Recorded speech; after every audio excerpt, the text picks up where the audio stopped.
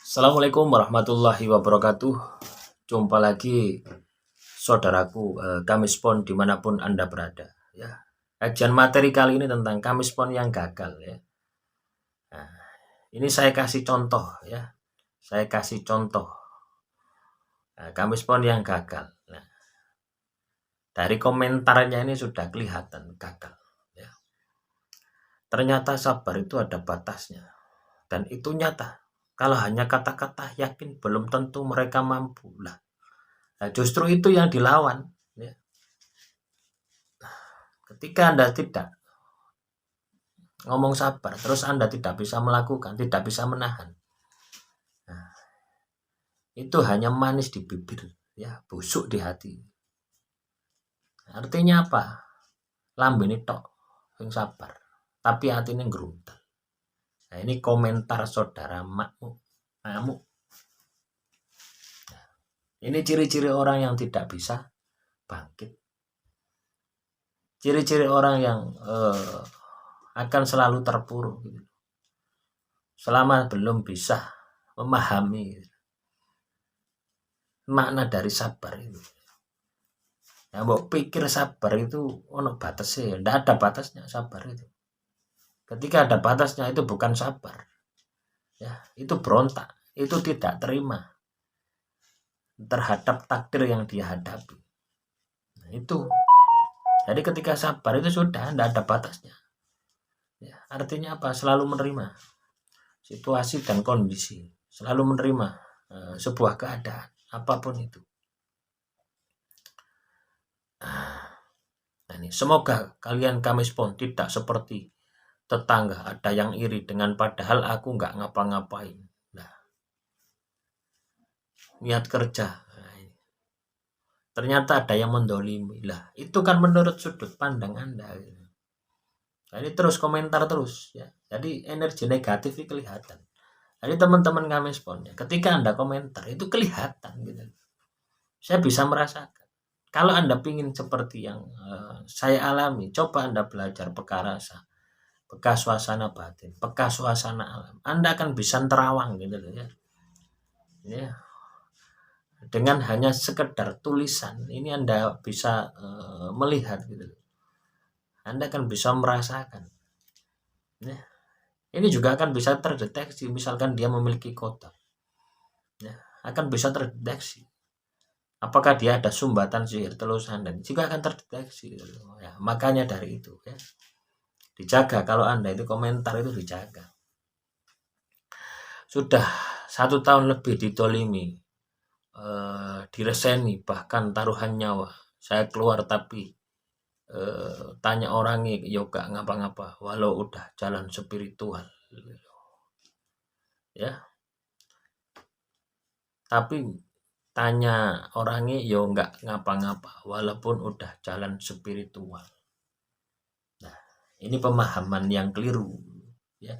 Ini adalah laku yang keliru ya, saudara makmu ini.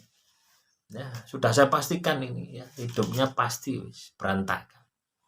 Hidupnya pasti akan penuh dengan kebencian. Hidupnya pasti akan penuh dengan kesengsaraan. Selalu berpikir negatif. Selalu menyalahkan orang lain. Nah, ketika teman-teman Kamis Pon mengalami melakukan kondisi seperti yang dilakukan oleh saudara makmu ini, sudah pasti hidup Anda ini pasti berantakan. Bukan karena orang lain, tapi karena perilaku Anda yang selalu berpandangan negatif. Ya. Yang pertama, ya sabar ada batasnya. Berarti ada keinginan Anda untuk balas dendam. 1. Ya, Anda tidak tahu apa yang menimpa Anda. Apakah itu adalah sebuah ujian? Apakah itu sebuah cobaan? Apakah itu sebuah musibah? Ya, kalau saya lihat dari energinya, ini adalah sebuah karma. Ini adalah sebuah azab ilahi yang pernah dilakukan dia, kesalahan di masa lalu. Ya, coba Anda telusuri lagi, ya, saudara makmu ini. Nah, itu teman-teman. Selanjutnya ya, ini merasa selalu terzolimi gitu. Nah, itu kan menurut sudut pandang dia gitu. Ya, sudut pandang dia itu merasa diri saya ini baik, orang itu jelek. Nah, coba Anda lihat dari sudut pandang dia gitu. Ya, Bisa jadi Anda jelek menurut sudut pandang dia. Ketika kita itu bisa melihat sudut pandang dari orang lain, kita itu akan sabar. Kita itu akan bisa menerima situasi dan kondisi apapun yang terjadi kepada kita. Nah, itu harus dipegang. Kalau teman-teman Kamis Pon ingin bangkit, ingin keluar dari masalah, ya. Sudah 1 tahun lebih didolimi, direseni, bahkan taruhan nyawa sama keluar, tapinya tanya orangnya ya nggak ngapa-ngapa, walau udah jalan spiritual. Kalau Anda berpikir bahwasanya Anda melakukan spiritual ya untuk jaga diri, ya itu salah. Ya. Walaupun efek dari spiritual Anda itu akan memberikan proteksi penuh terhadap diri Anda.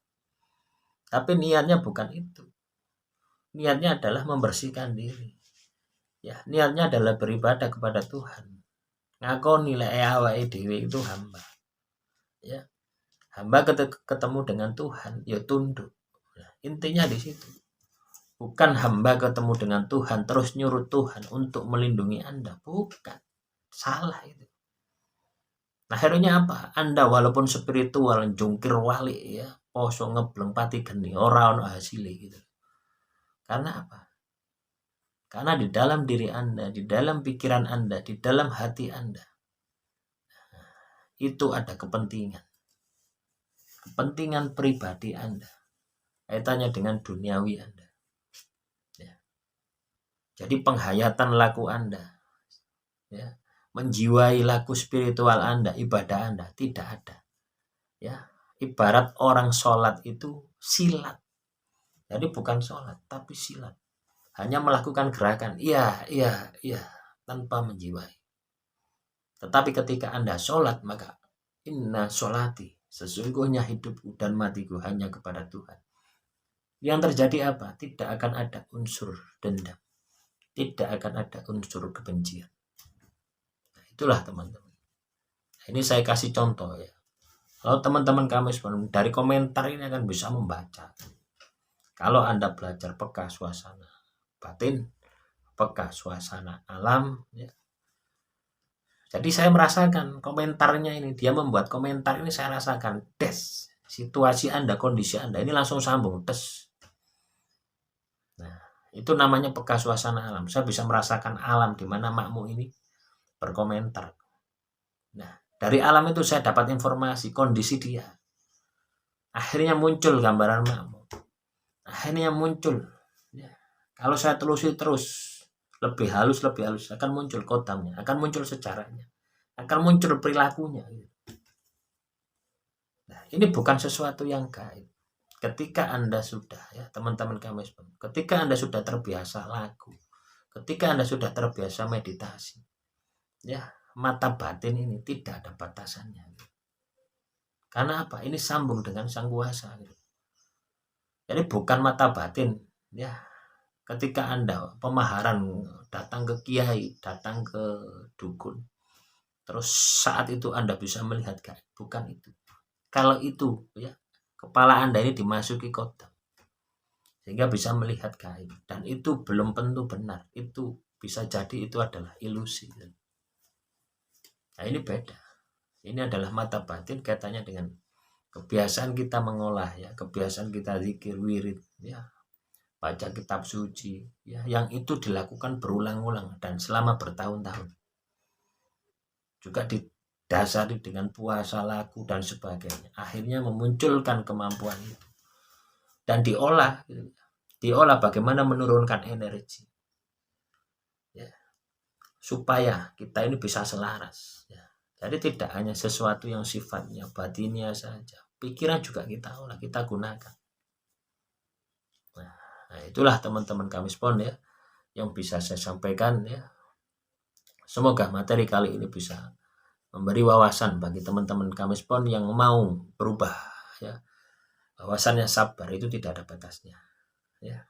Batasannya adalah kematian Anda. Ketika Anda sudah mati, sudah habis sabar Anda gitu. Ya.